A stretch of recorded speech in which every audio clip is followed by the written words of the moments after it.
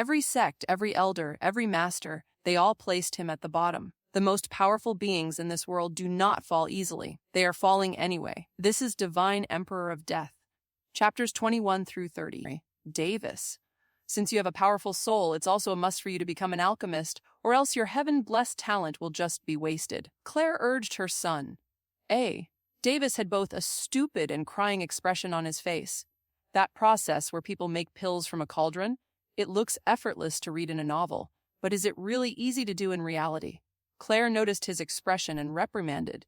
What? Do you even know what alchemy is? Do you know how easy it is to cultivate with pills in your arsenal? Do you how much respect the alchemists command in this grand sea continent? All right, mother doesn't have to explain all this. Just let father teach me, all right? Davis replied, as he already knew what kind of bullshit of work to do, so he didn't let it bother him. Father, what about the SI know? Once you complete your body cultivation, Claire will see to your essence gathering cultivation. Logan clearly had enough of his bullshit. Cultivating so fast, was their son Davis going to war with the heavens? Or should I just assign you? Aneth no thanks. Davis was more than happy to be with his mother together. Logan laughed, haha, all right, it's getting busy for me. My subordinates will be getting anxious if I go missing for a long time. Hence, I must return. You and Claire should rest for today. Don't make Claire teach you too much a day. Let her rest for more period of time. I know, father, at that time, I will be either with Clara or in the Imperial Library, so no need to worry. I will take care of my mother. Logan and Claire both smiled, satisfied by his reply. Logan then left, Princess carrying Claire to her room. Davis smiled at their display. Maybe one day, perhaps I would also, Princess, carry a woman who likes me. He smirked at his own imagination and headed towards the study. Phew, looks like I can't even sneak out of the Imperial Castle. Then I will just have to get even stronger, so as to let father and mother acknowledge me enough to let me out.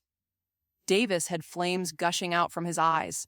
He understood that he was just 5 years old, but still wanted to explore this world? Well, at least the neighboring streets for now. The next day, Davis went to the Imperial training grounds that was in the Imperial Castle. Only the Emperor's direct descendants were allowed to train in that location.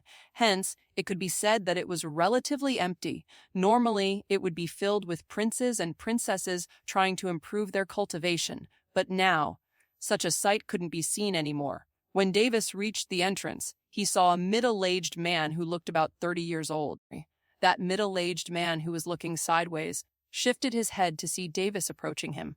Hendrickson. Isn't this guy the Imperial advisor? He is my tutor now. Davis used his death god eyes to inspect him when he turned sideways before, so he was unsure whether it would work on him, but it worked. Welcome, Prince. I am Hendrickson, the Imperial advisor, and also act as a military advisor at times of war. From now on, I'll be your tutor in body tempering cultivation. Hendrickson bowed lightly and introduced himself. Hello, Mr. Hendrickson. I'll be in your care from now on. Davis acted rather cutely as if he was really excited to have him as his tutor. Oh, Your Highness, please drop the honorifics. Hendrickson is fine. Hendrickson didn't dare to act arrogantly. The Imperial family might have many plots and schemes when they have too many members, but he was sure that there is no such thing in this small Imperial family. He also knew that they were incredibly protective of one and another. Okay, Miss Hendrickson. Davis purposefully made a mistake as he adorable smiled. Ha ha. Hendrickson laughed weakly as he sighed. Still, why did the Emperor ask me to train a 5-year-old child? Isn't it too soon? Even though I rejected, His Majesty won't take no for an answer. Prince Davis, I heard from the Emperor that you have already trained your body to some extent. Let me check your body. Hendrickson released his soul sense and checked Davis' body, but he then noticed the Skygrade treasure amulet and locket, and he can deduce the locket's feature, but didn't know the amulet's function. You have trained your body well. Follow me. The Empress is waiting in the body tempering chamber. Hendrickson started walking in a direction. Mother. Okay. Davis followed. Miss Hendrickson, what is your current cultivation base in all cultivation systems? Davis had an excited face when he asked that. Oh ho! Your Highness, it isn't anything great. Out of the 3 cultivation systems, I specialize in body tempering cultivation system. I've reached peak-level silver stage, mid-level body transformation stage, and low-level young soul stage. Hendrickson explained calmly, even though he was secretly proud. What? My death god's eyes were able to inspect a young soul stage cultivator. Davis became secretly astonished. He didn't dare to use it on his mother and father. He didn't even dare to use it on the maids and servants anxious that they might be secret experts assigned to protect him. He was afraid that if they were to know him inspecting them, he would have to explain that he didn't want a one way or another. After all, he felt that the death book is the only secret which he shouldn't reveal. Oh, that is wonderful, Miss Hendrickson. Hendrickson had black lines on his face. He can only hear Davis calling him Miss Hendrickson every time, but he could only suffer this humiliation silently. Should I try using the death book? No, that would mean killing him. Killing him is no good, but I don't know if it will even work on him. Will the death book even work on cultivators who are way stronger than me? Humans back on Earth were all probably equal in soul level, so the death book was able to work on them. Even so, it was full of limitations. Here, I don't think the rules are the same. There must be different kinds of limitations. Davis felt a huge headache as he thought that he would have to experiment on people to find out its powers. Then that would mean I can only use it on people who deserve to die. The prison would be a good place to experiment thinking like this. Davis smirked with an evil expression on his face. They soon arrived at a place called the Body Tempering Chamber. This wasn't the only place of cultivation in the Imperial training grounds, but there were other chambers as well. The Body Tempering Chamber was filled with various kinds of training equipment. Davis saw his mother patiently waiting there for him. He saw her smile, and he immediately rushed to her. Mother arranged this for you, so your body's foundation and strength might be even stronger than other cultivators on the same level. Claire smiled as she pointed at a wooden bathtub. Whoa! Davis happened to be moved inwardly, but he had to act like a kid in front of others. In that bathtub, a low-level sky-grade tyrant body pill is diluted in that spirit water. Your body isn't powerful enough to digest the whole pill. Your body will explode. Your Majesty, may I? Hendrickson asked. Go ahead, Royal Advisor. Claire nodded. Isn't it too soon for the prince to be body cultivating? What if His Highness receives a trauma and is unable to cultivate because of it? Hendrickson was simply worried that if Davis were to be in danger, he would be blamed for it. No need to worry, Royal Advisor. We have the utmost trust in our child. He will be able to do it. Claire declared confidently, as a matter of fact. Hendrickson became baffled and turned to look at Davis's childlike, pure, innocent face. Where do they even get the confidence from? All right then, Your Highness, get inside the bathtub and start cultivating the tyrant body secrets. You could have diluted the pill and drank it, but we want your body to endure less pain. We want to have your body get used to the pain, Hendrickson said. Davis smiled innocently and nodded. He got inside the bathtub. He suddenly felt pain all over his body except his head. His eyes shot wide, and he now knew that body tempering cultivation was no joke. Davis immediately started circulating tyrant body secrets and endured extreme pain for 2 hours before he gradually got adjusted to it. Claire came closer to him and fed him the diluted pill essence more powerful than the bathtub's diluted essence. If his pores were open, then he could have absorbed the diluted pill essence, but it had now gone to waste. Davis felt like his internal organs were burning. Even so, he continued to cultivate tyrant body secrets while gritting his teeth. He ran the absorbed energy through the meridians in his body. The painful sensation of the body tempering cultivation session lasted for 2 more hours until a faint sound could be heard from his body. Crack! Exclamation! His body emitted a little reddish-brown aura from his body, while he could feel his strength soar exponentially. Feeling the power welling up within him, he felt like he could now lift a car single-handedly if he tried. Claire beamed as she could see that he achieved copper stage, while Hendrickson became astonished to see that the prince could withstand the excruciating process of body tempering cultivation. Mother, I did it! Davis animatedly exclaimed, feeling elated. You've made Mother gratified, Davis. Claire smiled proudly. Congratulations, Your Highness. Your Highness has taken the first step in cultivation earlier than anyone else I've known. Hendrickson nodded in acknowledgement. He didn't expect this naive-looking child's tenacity and endurance to be this high. Thank you, Hendrickson. Hendrickson nodded, even more appreciatively. The prince didn't call him miss this time. Davis got out of the bathtub. He then excitedly stretched his limbs. He can feel that his body was filled with overflowing power that he had never experienced before. Hendrickson commented, "Good. Unlike the other two cultivation systems where you accumulate energy and advance slowly, cultivating and body tempering cultivation, you only need resources and resolve to advance, but it only gets harder and difficult as you advance." He shook his head, lamenting that he still finds it difficult to break through into the gold stage, the fifth stage in body tempering cultivation. "Davis, there's a strength gauging equipment over there. Go punch it," Claire stated. Davis moved to the equipment which his mother pointed at and punched normally. Bang! Davis then clenched his fists and punched with all his strength. Bang! Whoa! Goddamn! This is so awesome! Davis became excited inwardly while looking at the numbers. Davis performed the first layer technique of Tyrant Body Secrets. Claire smiled as she looked forward to his performance.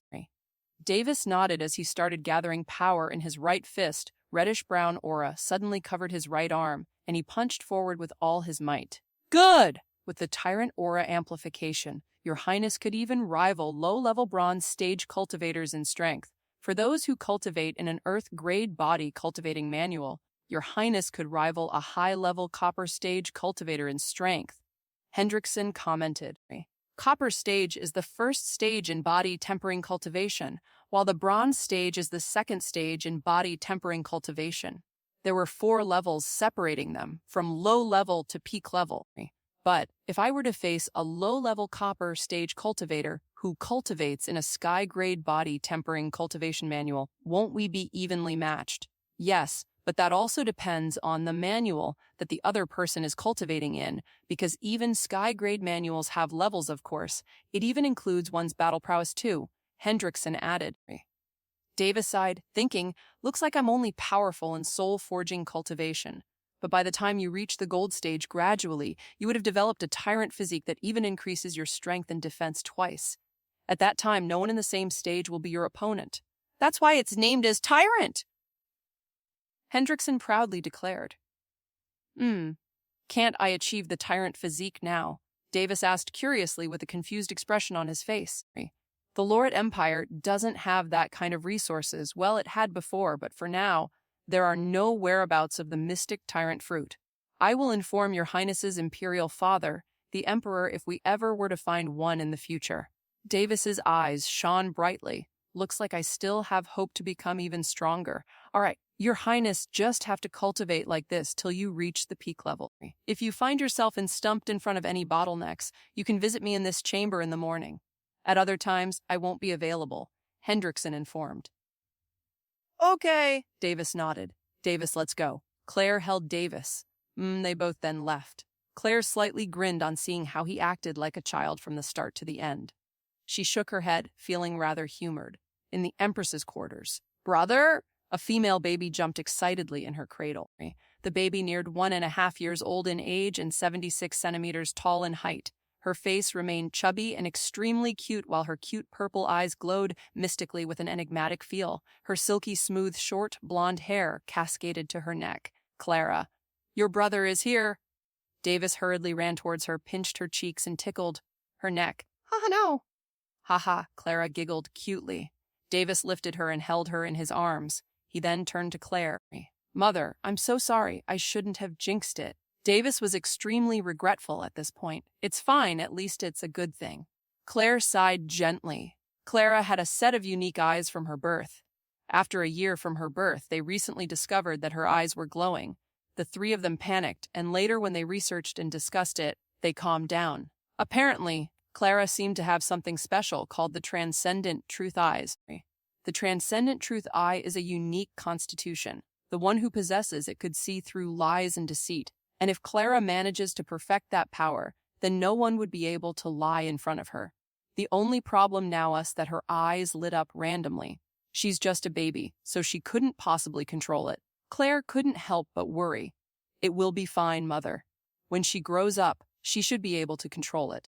After all, the records you read in the Imperial Library mentioned that those who possess transcendent truth eyes are natural-born rulers. Davis stated confidently. You're right. Claire nodded, but her face showed otherwise. Perhaps such is the fate of a caring mother. Mother, you can rest today. I'll start cultivating essence gathering cultivation tomorrow. If you say so. She smiled, thinking even if she persuaded him not to, he wouldn't listen. But in exchange, you have to tell me about that treasure. You said that we have it in our treasury, Davis asked excitedly, as the name itself seemed impressive. All right, Claire couldn't help but laugh. Her son seems to be extremely interested in treasures and the like. Well, who isn't? Claire shook her head. The fallen extinction lightning was captured by our previous emperor, your paternal grandfather. He single-handedly journeyed and captured it from the Lightning Fall Mountains that is very far from our empire. But during the battle, sadly, he underestimated the fallen extinction lightning, so he was grievously wounded, but he still managed to capture the sky-grade lightning elemental. So, my grandfather, the previous emperor, died from injuries. How can it be? He was so powerful, more powerful than father. Davis couldn't believe that a mere injury could make his grandfather succumb to death. His grandfather was at the 5th stage in all the cultivation systems except soul-forging cultivation. Unfortunately, the fallen extinction lightning possesses corrosive and annihilation properties. He succumbed to the corrosive injuries that the fallen extinction lightning left behind in his body. Claire sighed. Since grandfather went to capture it, then he should have known the properties behind the fallen extinction lightning. I don't believe that an emperor who ruled an empire for decades didn't investigate it before. Davis shook his head, thinking something didn't make sense. Claire sighed again. In fact, it seemed that he did. But the information was outdated. He originally went to capture a peak-level Earth-grade silent extinction lightning for the first prince's son, but by the time he arrived there, it had already evolved into a sky-grade fallen extinction lightning. Everything was for naught. She shook her head sadly, but a complicated emotion flashed past her eyes. Partially because of that, I am able to reside here without a problem. Clara was placed in her cradle as she got tired of their banter. She slept peacefully like a newborn kitten while embracing her legs. Fortunately, your grandfather managed to erase fallen extinction lightning's consciousness before dying. The previous first prince and his son got assassinated, so it is now ripe for the taking. Claire grinned mischievously. If you use that lightning elemental to cultivate your essence-gathering cultivation, then you will surely be more powerful than cultivators who cultivate in other sky-grade essence-gathering manuals. Claire smiled resplendently at the thought that her son will only get more powerful steadily as time passes by. Children only concentrate on one cultivation system at a time, while Davis happens to cultivate all 3 cultivation systems at the same time. Hence, in Claire's eyes, her son was just becoming more and more powerful by the day, leaving his peers in the dust. The next day, at the study, Davis sat cross-legged while examining the Meridian Refinement Stage's cultivation process. Apparently, it looks like I have to refine the meridians in my body, and since I would cultivate with lightning-attributed manual, I should make lightning pass through my meridians, a sky-grade one at that. I'm done for. This is obviously shock treatment. Isn't this even crueler than body tempering cultivation? His mind floated with images of people being fried to charcoal by lightning. Davis, are you ready? The door suddenly opened, and Claire walked in with a smile on her face. Eh? Ah? Yes, I'm ready. Davis gulped as that smile kind of looked evil to him. They then proceeded to a place that is designed for closed-door cultivations, called cultivation quarters. Relax! Father and Mother are here to help you suppress the sky-grade lightning elemental. Don't fret over it. Claire comforted him as she can entirely see his nervousness when she suddenly walked in. Davis nodded and didn't say anything. They then made their way to a room in these quarters. There were more than 10 rooms in this place. Claire opened the door and walked inside, and he followed her. Inside there was a formation that was capable of suppressing the power of lightning elemental to a certain extent. Logan was seated at the side, obviously waiting for these two to come. Even though it was just easier for all 3 of them to send soul transmissions, they didn't communicate through that way. They didn't want to reveal Davis's soul-forging cultivation under any circumstances. Father, let's start! Somehow, Davis didn't want to show weakness in front of his father. Well, aren't you hasty? Logan commented and walked forwards. He looked at Claire, and they both nodded their heads. Let's begin then. Davis, sit inside the formation's heart and refine your meridians by circulating the energy while following the circulation method from Extinction Lightning Judgment Essence Gathering Cultivation Manual. You don't need to worry about the lightning elemental, as we will help you in suppressing it. Davis nodded as he took a deep breath. before sitting in the middle of the formation. There were no words spoken further. Logan and Claire used the formation to control and refine the lightning elemental through the unique formation and began sending the lightning essence energy to Davis with utmost caution. Davis began refining his meridians as he focused his mind on the energy that entered his body. The formation housed the fallen extinction lightning, as it also works as a suppressing formation. Hence, the lightning elemental that would have instinctively fried them became suppressed enough to be refined.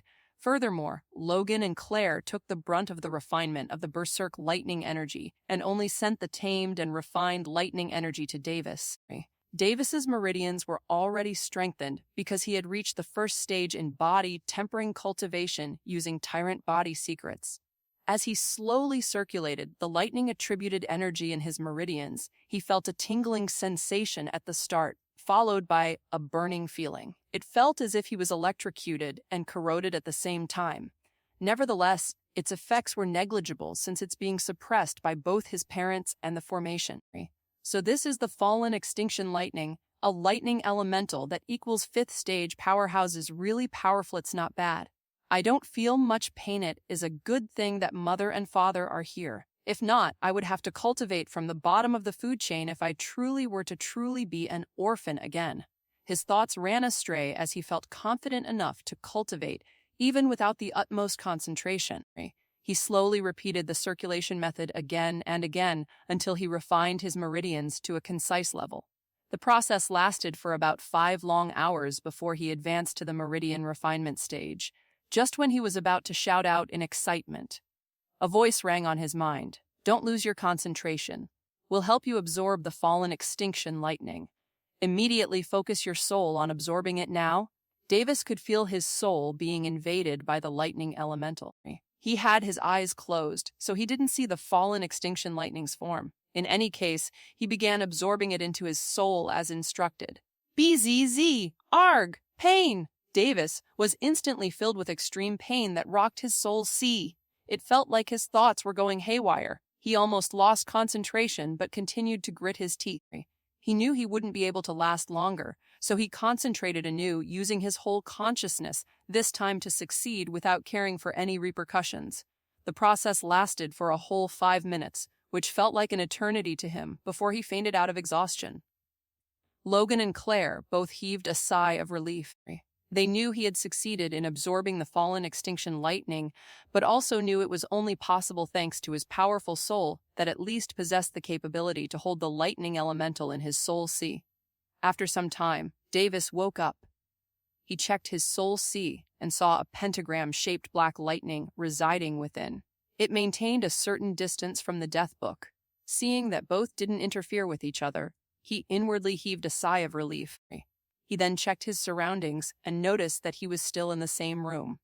He saw his parents passionately kissing each other. They were so into it that they didn't notice him waking up. Even a slight movement should be able to alert them, but they didn't seem to notice. Logan licked his lips with Claire's. He held her waist, and she cupped his cheeks. Her expression seemed to be sad, as there were tears over her eyelids, and at the same time, her lips were savoring his taste as if it didn't want to let go. At first glance, it didn't seem like they were doing this for excitement. Davis didn't make a sound. He stayed silent for some time before they separated from each other's lips. He didn't hear them talking, so he imagined that they must have used soul transmission to speak with each other. After a few seconds, Davis trembled as if waking up just now. At that instant, they instantly separated from each other's embrace. Claire's face became red while Logan's lower garment had a tent. Davis chose to ignore it altogether before he closed his eyes and acted as if he was checking his state. That gave them enough time to be normal again. Something must have happened. He thought, it isn't normal for them to act like that in front of me. Wait, something seems to be wrong in my soul. Davis became startled. He immediately released his soul sense, and it extended up to 500 meters in a spherical radius. I reached peak-level nascent soul stage. He advanced straight from mid-level to peak level while skipping high level. It wasn't as if his soul-forging cultivation just skipped. It was just he didn't notice that he entered high-level nascent soul stage when he fainted out of exhaustion. Logan and Claire smiled as they knew the reason. Davis forgot that lightning has the effect temper one's soul. Hence, absorbing the low-level sky-grade lightning elemental became an incredible boon for him. He belatedly remembered that fact. He then abruptly felt complicated since his father also seemed to train in extinction lightning judgment, which meant that the fallen extinction lightning is heavily useful to him as well, but they decided to let it be and passed on the big pie to him. Not only was it heavily useful to Logan, but the fallen extinction lightning can also perhaps increase Logan's soul-forging cultivation. However, Logan didn't take it selfishly and left the imperial treasure to him. This also indirectly meant that they acknowledged him, that he is their rightful heir. Logan and Claire were both ecstatic that their son was able to achieve this feat of cultivating all three cultivation systems at the same time at such a tender age. They were even more extremely proud when they realized he was just 5 years old. Davis was now able to use his first layer of extinction lightning judgment. The first layer provided the ability to amplify his body with lightning. He can amplify his legs to move faster, clad his arms in lightning to paralyze, and corrode his opponent's flesh. He can even use it on his own brain to increase his thought process and analytical ability, but that requires an extremely high control over his lightning, or else he would just fry or corrode his own brain. The fallen extinction lightning, with its property, increased the effectiveness of his powers and battle prowess. After all, it adds an annihilative and corrosive effect to the lightning he employs. Since Davis has achieved basic proficiency in all three cultivation systems, he wanted to test the limitations of his death book as soon as possible. He didn't even know if it worked the same way or not anymore. Half a year passed. Logan, Claire, and Hendrickson taught him more about cultivation during this half-year period. However, they only taught him for at most an hour every day. They seemed like they were busy with something. He still didn't get a chance to use his death book because he felt like he was always being monitored. His parents were acting even more strangely. It was especially the case in this half a year. He knew that something fishy was going on here, but since his parents wouldn't tell him, then he didn't feel the need to ask. Davis went to ask his parents if he could practice his powers on live targets. His parents thought for a moment before they refused. Davis was adamant about it and proposed an idea to them. "Father, if you don't let me practice on live targets, how can I be an expert?" "Enough, Davis, how can you be adamant like this? You are just 5 years old. There's no need for you to fight people." "All right, Father, how about I take a step back and try my powers on restricted opponents who are in the prison?" "Huh, why don't you take me on then?" Logan retorted, clearly annoyed. "But Father, I won't even be able to beat you. You are too powerful." Davis shamelessly gave up as he whined. Claire, who was beside, glanced at them and laughed. She sent a soul transmission to Logan. Logan's face changed. He then sighed and permitted him to go to prison. "Only this time will I be yielding to you. There's no next time. You hear me?" Logan made a face full of anger and berated him. "Yes!" "Thanks." Father Davis chuckled. "Let's go." Logan then walked in the direction of the prison. Okay, Davis obediently followed and put on a black robe to cover himself. On the way, for some reason, the palace guards and maids acted like they didn't see him. They only greeted the emperor, and the atmosphere seemed tense. He could feel that a soul technique was activated on him. He then knew that he was being cloaked by his father. Is it so bad for a child of royalty to go to the prison? Is that the reason? Davis thought as he felt like he couldn't understand the intricacies of the royal family. They then arrived in front of the prison. Logan stopped there while the prison guards went on their knees and greeted him. The guards looked at the emperor with awe and reverence. The leader of the prison guards stepped up and bowed again. Only his face could be seen, which was pale. He was wearing a blue armor tinted with a yellow crest at the sides. "You are reporting to the emperor. My name is Bowen. The previous leader of the prison guards colluded with the rebels. Fortunately, Logan, who found his betrayal, managed to kill him before he released all the prisoners. Bowen." I see. The two of them then stayed silent. It can be seen that they were communicating through soul transmission. Bowen had a confused face, then nodded his head vehemently. Then all three of them entered the prison. Logan stopped cloaking Davis at this point. "You understand, right?" Logan asked him with a ruthless glare. "Yes, your majesty!" Bowen replied meekly. He understood that at this point he shouldn't do anything the emperor dislikes. Logan then left Davis there, not turning around to inform anything. Cough! Your Highness, let me show you around the prison first. Bowen waved his hands. Okay, Davis cheerfully replied. Bowen then took him around the prison. While walking in the corridor, he informed Davis about the prisoners. There were cells on both sides of the corridor, which held the prisoners. While he explained, he just told about their crimes while leaving the gory part behind. After Davis heard about what he said, he couldn't help but cringe. Their crimes were devoid of humanity. But he didn't stop listening to him, nor did he command him to stop. Davis looked at the prisoners. All of them looked ruthless with no hint of humanity, while some seemed to act as if they were innocent, and then there were some prisoners who looked at him with lascivious eyes. Davis's eyes turned red. He glared at those prisoners one by one. He thought for a moment before questioning Bowen. Bowen. He suddenly interrupted him. Yes, Prince. Bowen looked at him. Why aren't these prisoners put to death? He glared at Bowen. It's not like that, Your Highness. The royal capital holds a public execution each month. They are put to death one by one. It also acts as a deterrent to other wicked criminals. Until then, they stay here waiting for their deaths. Bowen explained. You have a list of the prisoners held in here? I do, but what is it for, Your Highness? Bowen was confused, but he still handed over the list from his spatial ring. Davis took the list and saw the name of the prisoner who was going to be executed this month. Wagner. I saw him before. Lead me to him. Davis didn't reply to Bowen, but just commanded him. Yes, Bowen didn't refuse, though he was confused. What is a 5-year-old child going to do meeting a prisoner? Make him change his ways? Heck, I'll be damned. Davis and Bowen made their way to the cell, where Wagner was locked inside. The formation in that cell was active, and it prevented Wagner from being able to use his cultivation, and the formation also made him unable to see what was going on outside. Wagner, who was undoubtedly a male, looked at the ceiling with a blank expression on his face. It was as if he was considering when he was going to die this month. Davis then saw a circle switch near the cell's gate. He pressed it. Nothing seemed to happen visibly, but Wagner turned around his face. He saw a small child with blonde hair along with a prison guard. Hey, don't tell me you brought a brat for me to enjoy? Wagner seemed to jest, but it was obvious that he viewed Davis with lascivious eyes. Why are you looking at me like that? Davis only asked a question. He already made up his mind to make him his first target, but he still wanted an impetus. Hey, of course, to brutally murder and rape you. Wagner's breathing hastened as a crazy glint encroached his eyes. Davis became thoroughly disgusted, but his face remained the same. It was written in the records that Wagner had necrophilia, and it didn't seem to be faked. On the other hand, Wagner didn't care for anything as he was fated to die this month. It didn't matter whether he offended a big person or not, much less a child. I understand, Davis replied calmly.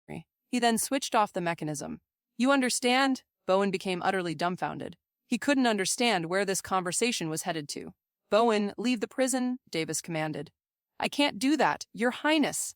Bowen was stunned before he replied with a calm expression on his face. You won't listen to my command. Davis narrowed his eyes. I was told by His Majesty to protect you no matter what happens.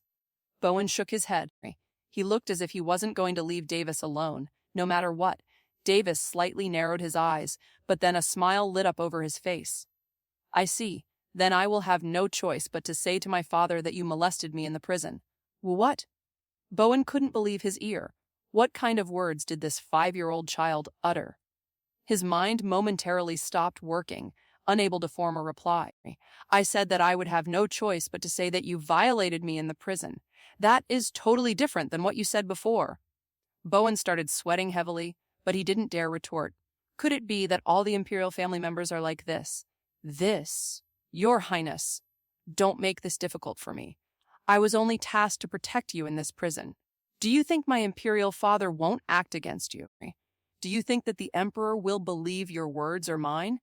Davis profoundly asked, as if there's an underlying meaning in his words. What did I do to deserve this? This child is a demon in human form. Bowen was on the verge of tears, and he didn't know whether to laugh or cry. How about this? You're only tasked to protect me, right? Stand guard near the entrance of the prison. This way, you can both protect me and do what I told you, right? You think that these prisoners who are suppressed by these formations can harm me. All right. Bowen considered a moment before yielding. He was truly afraid that the little prince, no, the little demon would do as he said. Good, you're not allowed to use your senses on me, and you're not allowed to peek either. I will come to you to accept food every 4 hours, and with this you can verify my safety every now and then. This, I understand. Although Bowen felt reluctant, what else could he reply? He already accepted His Highness' conditions once, and it did seem that he was able to protect the prince through this method. He at least had the confidence that no matter what happened, he would be able to protect him in the prison. Only he couldn't understand why the prince forbade him from using his soul sense on him. He imagined that it must have to do something with the imperial family's secret, so he didn't dare to ask. After all, a child, especially an imperial child, wouldn't come to this place just to sightsee, right? Bowen inwardly thought he left that part of the corridor and made his way towards the prison entrance. Davis checked his surroundings before tugging on the soul, summoning the death book. A black aura encircled around him as it changed into a hazy appearance. A book appeared on his hand as he looked at it. It was pure black on both sides of the note, and there wasn't anything written on the cover. He opened the book and turned the pages only to see that it was pure white without a single speck of dust. He pressed the switch again, only to see Wagner moving his right arm up and down. Honestly, there's no redemption for a bastard like you. Davis wrote his name while he felt disgusted. He'll be sure to give him a worse death. 3 days later, Davis was still roaming inside the Imperial prison, experimenting with the death book. In the Imperial Castle Throne Hall, Logan was seated in his throne while Claire sat beside him, but both of their faces appeared extremely grave. The whole throne hall remained crowded, even though it was 100 meters long and wide. People were assembled here, ranging from middle-class officials to high-class officials from the Imperial Palace and the army. The atmosphere enshrouding here was tense. No one dared to utter a word, afraid that they might be cast out or outright killed. Creak exclamation, a sound made from opening the huge door of the throne hall echoed, making the people present slightly shudder as if it was a crack from the underworld. An older adult with a commanding disposition walked in with great strides. He was covered in dark blue armor, and he held his grand headgear in his arms. He walked forward until he was in line with 5 other men who were clad in different, yet luxurious garments. He kneeled on a single leg on the floor and clasped his hands, reporting to the emperor. He took a deep breath and shouted, "The Albert Kingdom, which is under our jurisdiction, has been conquered by invading forces. 2 days ago, beads of sweat formed on his face. We were unable to defend against the invasion of the combined alliance of the Raven Empire and Triter Empire. With a bang that caused numerous people to flinch, he kowtowed.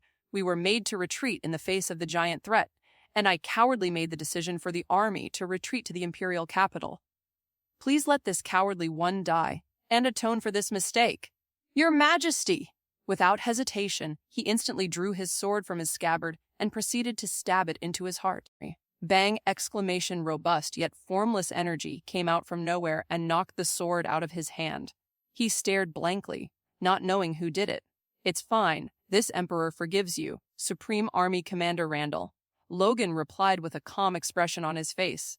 "Instead of making our army die a cruel and meaningless death, you made the right choice by giving the order to tactically retreat to the imperial capital in exchange for your own reputation." Randall's eyes became moist as he felt incredibly moved. He hardened his heart and made a great sacrifice by ruining his own reputation when retreating, and he cared for his subordinates so he couldn't let them die a meaningless death. He didn't think anyone, or even the new emperor, would understand him or his decision to retreat. So when he came to the imperial palace, he was prepared to die by taking his own life in return for his failure. Logan knew that Randall was a loyal commander in the army. As far as he knew, his imperial father would praise him a lot for his bravery and courage, but he also mentioned how he was compassionate and loyal. Logan also knew that Randall's subordinates admired and obeyed him, so losing him would mean a great loss to the already weakened Loret Empire, as the army morale would be at an all-time low. Logan, the current emperor, should have an all-right beheaded Randall by himself for the mistakes he had committed to establish his authority in the throne hall. But he also understood that doing so was foolish, as it would only lead to dissatisfaction and chaos among his men. In reality, he had started to doubt whether if there were any people already planning to desert his Lorit empire. How dare you show your face in front of the emperor after that miserable defeat? Instantly show yourself out. A handsome, middle-aged man with sharp facial features berated the army commander, Randall. His face looked sharp, yet his eyes were slightly lazy, but even then, he exuded a solemnness that didn't give someone the opportunity to mock him. He had lush green hair that is neck-length long. He is none other than the current head of the Calden family, one of the two noble families which sided with the imperial family to quell the rebels. Now, Duke Evan Calden, there's no need for that. Our Majesty has already forgiven him.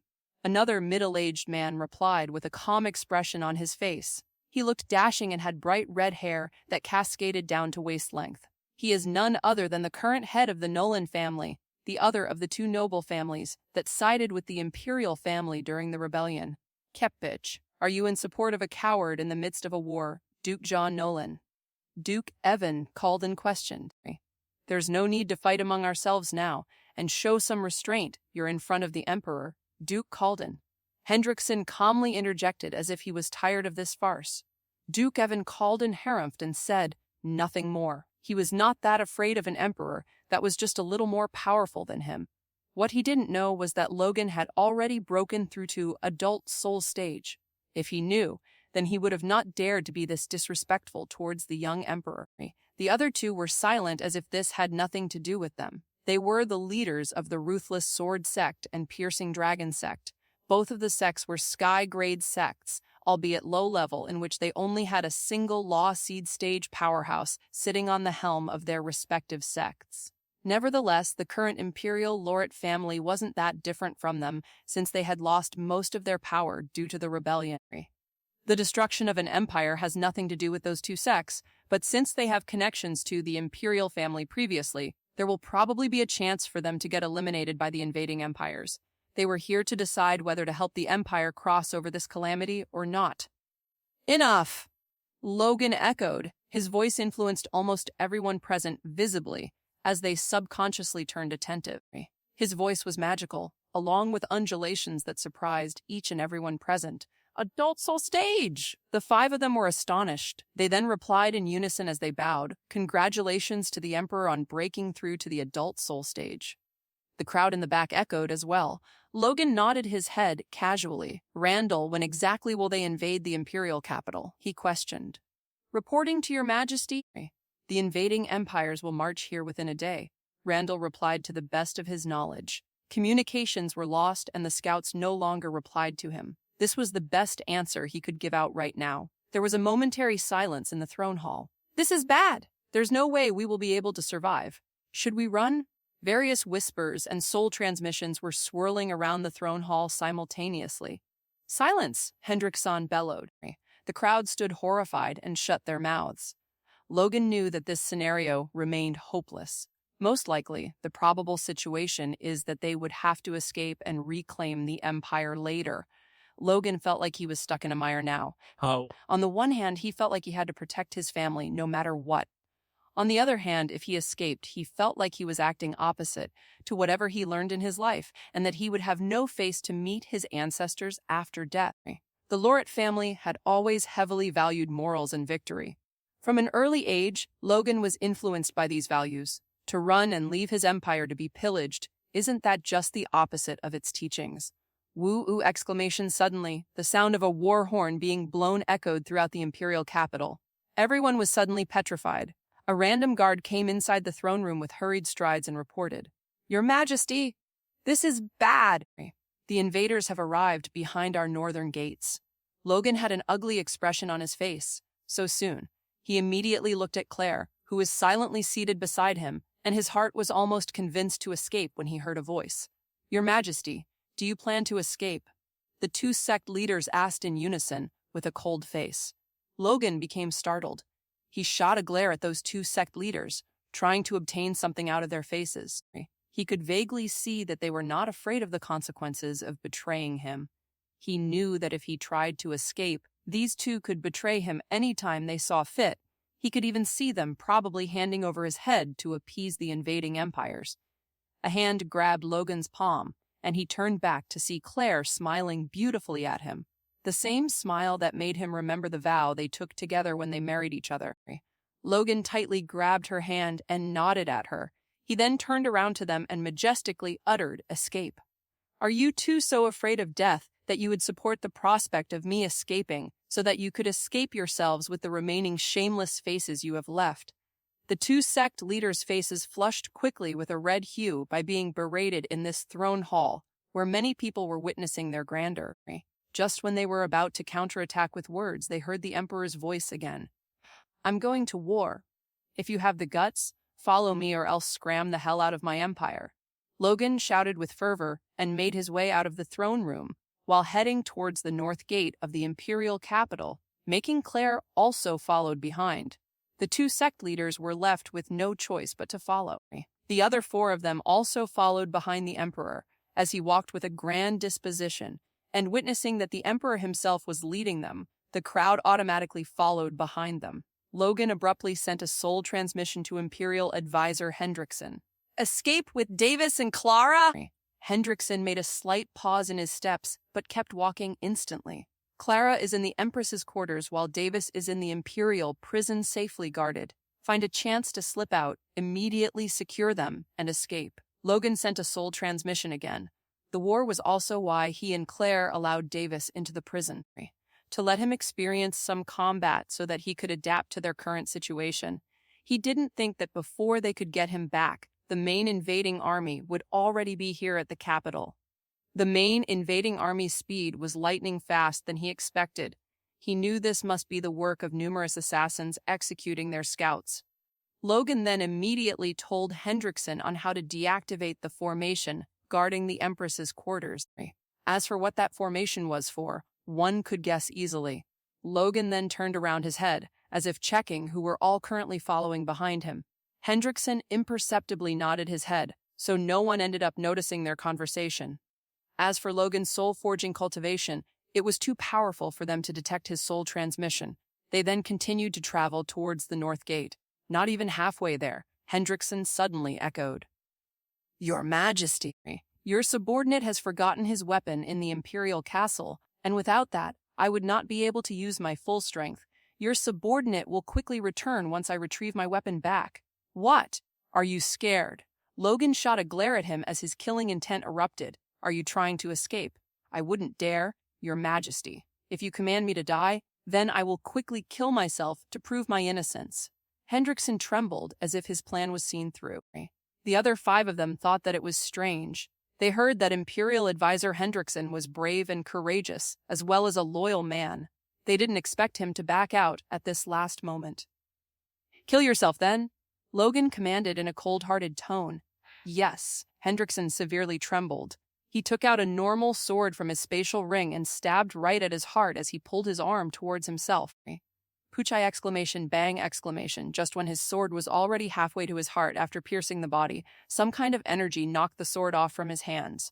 "I now know your loyalty. You can go right now and quickly come back because we need your strength in this war." Logan replied, his face still cold. "Yes, Your Majesty." Hendrickson then left to the Imperial Castle while healing the wound in his chest. "Does anyone here would like to get their weapons back?" Logan asked with an indifferent face. He was emitting a dense killing intent that made the other four shut their mouths. Logan then continued to travel while the others followed behind. Wasn't that a lame reason to use? But thanks to his actions, I was able to successfully send him out without much suspicion. Logan slightly grinned while he started to take flight from the platform. Revolving core stage cultivators were able to fly after all, not to mention that Logan is at the Law Seed stage, the 5th stage of essence gathering cultivation. His speed was even greater than mere revolving core cultivators could reach.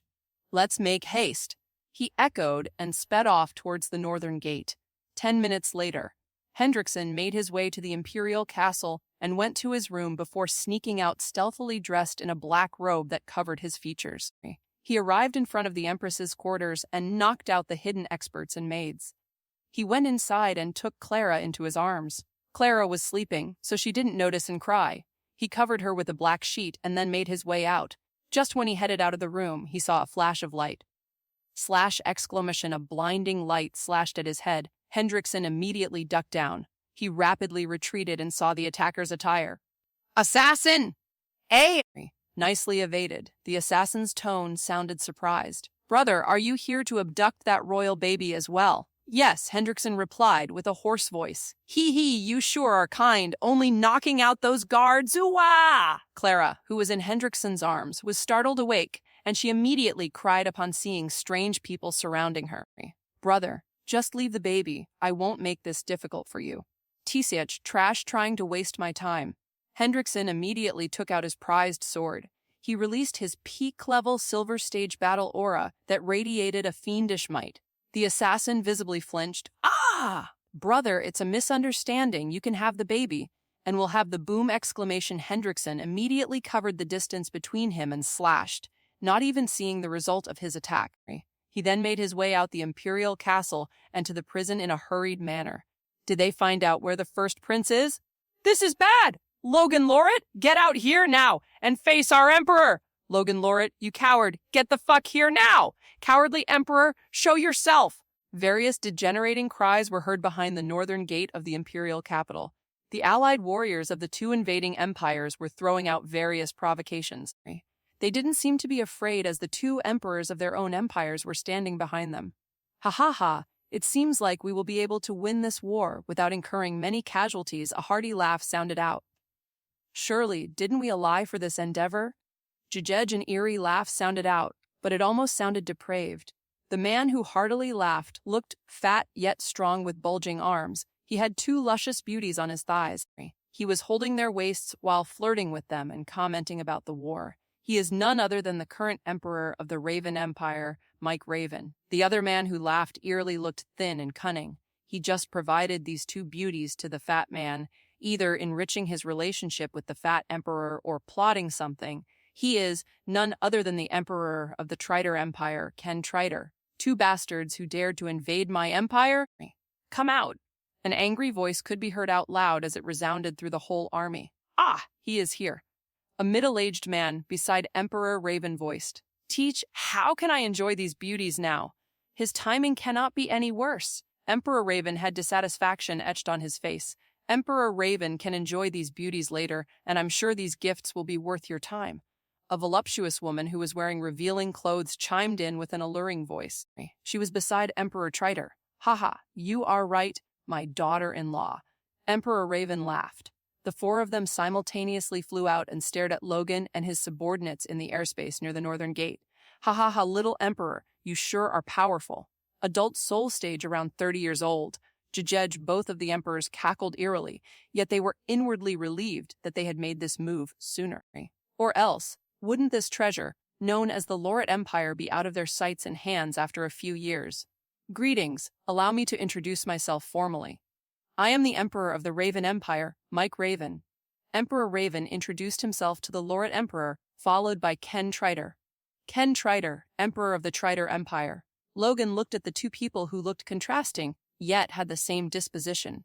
He couldn't help but question coldly. Aren't you ashamed of yourselves, teaming up to beat an empire which has already lost its strength during the rebellion? Shame. Can you eat it? Can you change it to cultivation resources? Heh, stop your nonsense, little emperor. Emperor Raven mockingly laughed. Jej, we do possess shame, but do you think that we are supposed to attack when you are recovered and strong, naive? This is the world of the strong, and weaklings can only beg and grovel. Emperor Triter grinned deviously. Oh, you two think you can defeat us with this lineup? Don't think you will be safe enough to leave in one piece? Logan spat out with a cold expression on his face. Ha, you are right. Everyone, I, Mike Raven, will not destroy anyone who does not help the Lauret Emperor. In fact, I will award you with the plundered riches. How about it? Those behind him. Emperor Raven shot a greedy look to the people behind Logan. Logan was waiting for this exact moment as well. He was not afraid, but wanted to see who and all will choose to desert him in this hopeless war. But right at this moment, he and Claire felt the soul marks they left on Davis being erased, their expressions waning into despair. Logan and Claire looked at each other with apprehension in their eyes. The disappearance of the soul mark could only mean that Davis had either died or the soul mark they had placed on his soul had been erased by some method. The soul mark Logan left had been relatively gentle, not leaving an ounce of heaviness or restriction in Davis's soul. Hence, the soul mark can also be easily dealt with by any third-stage soul-forging cultivators without much trouble. Logan and Claire clearly trembled, wanting to rush to see Davis's well-being, yet now they could only hope that Hendrickson had rescued Davis in time. There was a moment of silence before a voice sounded out. Do you promise not to touch the ruthless sword sect and piercing dragon sect? The two sect leaders who were behind Logan came forward together.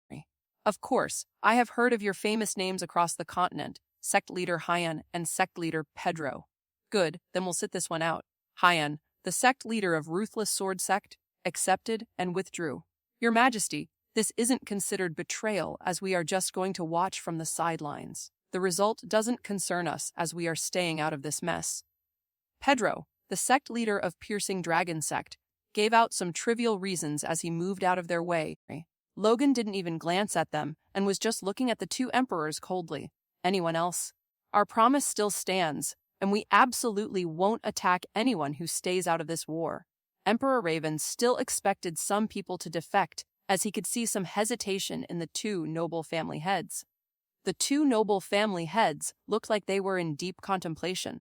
After a few seconds of consideration, they raised their heads and declared, "We will stand by the Laured Empire, hence, nothing will stand in our way to protect our empire."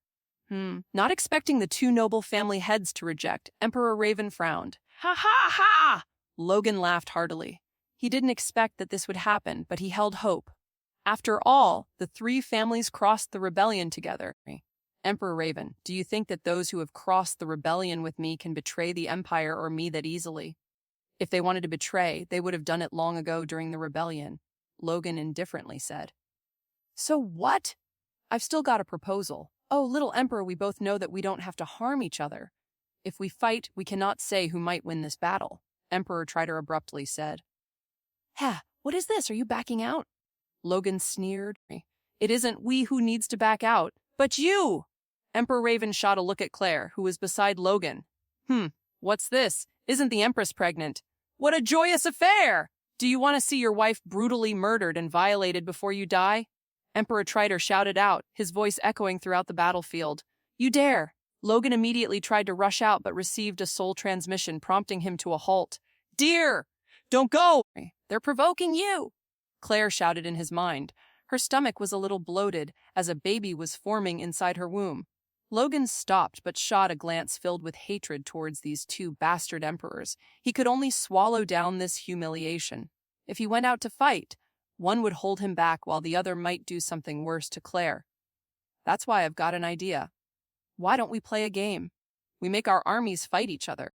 If your side wins, then we will immediately back out of this empire. But if we win, hand over the Laured Empire to us. You see, we don't want to pillage this beautiful capital filled with beautiful women. Emperor Triter laughed deviously. Isn't the end already clear? You bastards will surely win! What is this game for? Further humiliation? Logan gritted his teeth and shouted in anger. Are you up for this game or not? The two emperors further laughed, clearly wanting to humiliate him before enjoying the looted riches. Logan gnashed his teeth so hard that blood was coming out his mouth. His eyes spewed flames of anger and hatred. If he made a move, he could say goodbye to Claire without a doubt, but if he doesn't make a move, then his army will be decimated. I thought I would be able to die proudly defending my empire. Naive, I was too naive. I couldn't give my family up. I'm a failure of an emperor. His palms were bleeding as he put so much pressure with his fingers while tightly clenching his fists. He wanted nothing more than to ruthlessly hack them to pieces, but he was powerless to do so. At this time, he received a sound transmission from Hendrickson. His face immediately turned ugly. What did you do to my son? Oh, did the assassins I sent succeed? No worries, I will release your son if you accept the game and win. Claire became stunned for a second. No! She miserably let out a scream hearing the conversation between them. No! Am I going to lose him again? I don't want to lose him again! This isn't happening! No, no, no, no! She almost started having a mental breakdown while hovering in the air. Logan grit his teeth as he wished that he could kill and slice their corpses into 10,000 pieces. He wished that he could subject them to every available torture method in this world. Your Majesty, allow me and my subordinates to leave our lives for the Empire. A voice could be heard behind him. He checked behind to see Commander Randall kneeling in front of him. You all will die, Logan replied, his voice heavy and sorrowful. Randall kowtowed. I know, we should just request your Majesty to give us a chance to prove ourselves on the battlefield, that we aren't cowards who would run without facing our enemies. Please let us get back the honor we lost in the Alfred Kingdom. Logan became moved. He etched this scene into his heart as he turned back to look at those two emperors and unwaveringly said, I agree. Good. Let's sit back and enjoy this show to our heart's content. Emperor Triter laughed as he returned towards their camp. An army of 2,500,000 soldiers marched outside the imperial capital. Raven Empire had 1 million soldiers, while the Triter Empire had about 1,500,000 soldiers. They were all cultivators, and most of them were at the first stage, while some of them were at the second stage, and very few were at the third stage, most likely the captains and commanders. As for their supreme commanders, perhaps they were at the fourth stage. Soldiers mostly trained in essence-gathering cultivation, and secondly in body-tempering cultivation. Hence, their soul-forging cultivation could be said to be pretty much non-existent or extremely weak. Soul-forging cultivation manuals were a luxury, and perhaps over 95% of the population in the Grand Sea continent does not have access to it. Hence, the road to training in soul-forging cultivation required status, wealth, talent, and luck. Looking at their lineup, most people of the Loret Empire realized that their enemies probably conducted a mass recruiting in their empires to invade their empire, but no one knew if this matter was true or not. The soldiers of the Raven Empire were clad in black armor, while the Triter Empire's soldiers were clad in reddish-gray armor. An army of 1 million soldiers stood outside the gates of the imperial capital. They were the soldiers of the Loret Empire.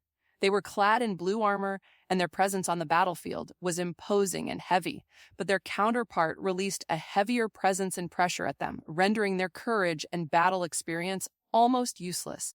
The Loret Empire's army lineup was the same as the invading empire, only having experts up to the third stage when excluding the Supreme Army Commander, Randall. A war filled with cultivators wasn't like a mortal's war. Whoever possessed the greatest fist ends up winning, but the Loret Empire seemed to have only one such individual while the other two empires possessed many. Ho ho, this is pretty pitiable. Why don't we add something into the fray? Emperor Raven shook his head and laughed. You are right, Jejej.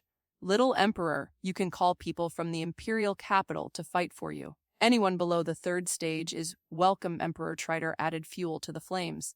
Logan had an ugly expression on his face. Involving the people of the Empire was forbidden, as the morale would drop, and even his own people might defect. Not only would he become a laughing stock, but all the other empires might besmirch him at the same time. Logan's pupils trembled as he could see that this war is utterly hopeless. The respective armies of the three empires assembled themselves in various battle formations that were used for warring and let out an imposing war cry from time to time as if they measured each other's capacity. The Loret army fortified themselves on the walls of the northern gate. Ground troops were set in front of the gate as well. Various magical beast mounts were also used, forming cavalry and aerial troops flying in midair, overlooking the battlefield's scenery.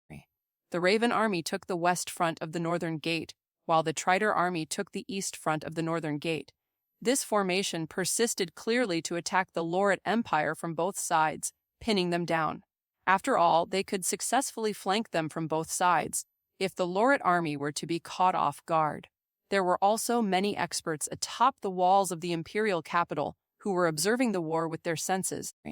Boom, exclamation, boom, exclamation, boom, exclamation. The war drum started to echo throughout the battlefield, signaling the start of the war. Each commander of the respective armies took charge and led the soldiers into war. On top of the northern gate, in an inconspicuous corner, a silhouette of a person wearing a black robe could be seen. The silhouette was there for about some time, listening to the conversation of these people above in the air. Its eyes were scarlet red as it scanned around the battlefield, a murderous light dwelling in it. Its lips moved as if it were talking to someone. You're the ones who came to invade, so don't expect any mercy from me. It looked at the hope-ridden battlefield and uttered in a low yet hateful voice. Die! Thump exclamation, a big heartbeat sound, akin to a loud resounding thunderclap reverberated across the battlefield. Multiple screams of agony echoed across the battlefield as more than 2 million soldiers clutched their chests as they fell to their knees. The ones on the magical beast mounts dropped to the ground, and numerous aerial troops who were above fell towards the surface. A second later, everyone collapsed to the ground, like a pillar that had lost its foundation. There was absolute silence on the battlefield, and no one alive dared to talk. It felt like their souls had fallen into purgatory for a brief moment, silent yet deadly. No blood and no sound remained on the battlefield. This scene was so unbelievable that they couldn't fathom what had happened right now. The two emperors who were so ecstatic were now trembling in fear, their eyes wide and their faces pale with fright. They could not even detect anything as their army was massacred in the blink of an eye. Logan, who was in despair, suddenly trembled with excitement even though he couldn't believe his eyes. The reason for his excitement was because he could see that his army was not targeted for some reason. Logan wasn't a fool. He instantly clasped his hands with a boom as the air reverberated with his might and bowed down in the air with the utmost respect. "Senior, this lowly emperor is extremely thankful for your aid. Do I have the honor to invite you to the imperial castle of my lord empire?" Silence again? Absolute silence. A few seconds passed, yet there was no answer, and a few minutes later there was still no answer. All of them present here were obedient like a child, yet no one dared to disrupt the silent atmosphere. No voice could still be heard. The two emperors heaved a sigh of relief while Logan smiled, as if a burden had been taken away from his heart. "Sect leaders of the ruthless sword sect and piercing sword sect, are you still going to watch by the sidelines?" Logan asked coldly. The two of them immediately came behind him and hurriedly conveyed. "Emperor, we didn't betray you. We only acted with the safety of our sects and our minds." Yes, we didn't have any thoughts of betrayal, and we only sat this one out, instead of joining the other side." Logan watched them with an amusing gaze and harumphed coldly. He couldn't afford to make them an enemy right now. Hence, he turned around and viewed the two emperors with a gloating expression on his face. "Huh? Why are you two bastards still staying here? Aren't your armies utterly decimated? Hurry up and scram." Logan laughed heartily. He felt like still killing them, but he knew what was important to him. "Don't you dare to be haughty in front of us. We will readdress this humiliation at a later date." "Oh, you're saying that you're going to pick a fight with Senior." Emperor Raven and Emperor Triter's face changed. They didn't dare say anything, and the four of them immediately left in the direction of their respective empires along with the surviving entourage. They immediately left because they didn't even know if that Senior was still in the Loret Empire's airspace, watching them with cold and indifferent eyes. Their losses were immense, and they've lost their entire military prowess and are now vulnerable to all other empires. So if they don't return to their respective empires, then they will suffer the same fate as once Loret Empire did, being invaded by other empires. Claire looked at Logan with a wronged expression on her face. Logan then immediately remembered that those two empires abducted his son. His face turned ugly. "Damn! I was so immersed at the thought of defeating them, I forgot about Davis! Regret! Extreme regret!" He felt like utter shit right now for getting complacent with his victory over the two empires. Claire knew that he had forgotten temporarily. Even so, she did not blame him. She thought this was perhaps what being an emperor meant, to only care about one's empire at times of war. "Don't worry, I'll get him. I swear I'll return with him. If I can't, then take care of Clara."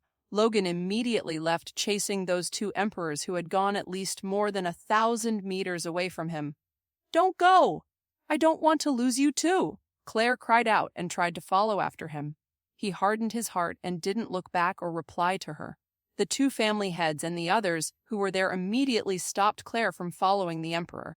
They received a soul transmission from Logan, so they could only hold her back and try to protect her. Just when he was halfway there, he received a sound transmission from Hendrickson. A few minutes earlier, while Hendrickson had just secured Clara. In the Imperial prison, Davis was still experimenting on the prisoners when, unbeknownst to him, a silhouette in black robes entered the prison. There was no one standing guard before the entrance. The silhouette entered and started searching. It went through various corridors when suddenly a voice rang out. "I'll avenge my comrades!" Slash exclamation, the silhouette easily dodged the attack and commented with a concealed yet mocking voice, "Oi, if you're going to sneak attack, at least do it sneakily." "You wretched assassin, die!" Bowen slashed his sword furiously at the assassin. He felt intense regret seeing his comrades die one by one from inside the prison through special means. The silhouette kept dodging his furious slashes. The assassin suddenly saw an opening and kicked Bowen in his stomach. Bowen felt his stomach rumbling while he was sent flying. He instantly realized that the assassin was way more powerful than him. Davis was near, so he heard the commotion and came to check. Davis had no idea what was going on here, but soon as he saw the silhouette in black robes, he had an inkling of what was going on. "Oh, the kid is here. Lucky he!" The assassin laughed without care. "Who are you?" Mr. Davis asked with an innocent expression on his face. "Prince Davis? Run!" Bowen gritted his teeth and shouted as he had lost all hope in being able to protect Davis.